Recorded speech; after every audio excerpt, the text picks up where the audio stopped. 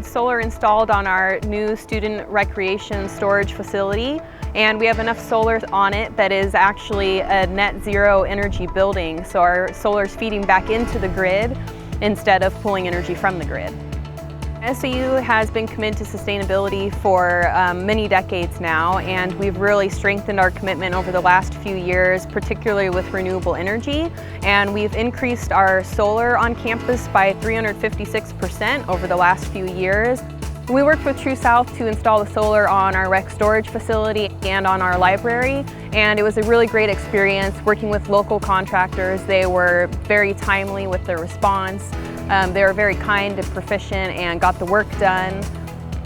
As alumni owners, it's great to give back to students who have been on our campus before, and they also pay a lot of attention to the quality of the product that they're using, and so we know that when we work with True South, we're getting really good solar panels. We've been really happy with our decision to use solar on campus. It's helped us save on our energy costs and reduce our carbon footprint.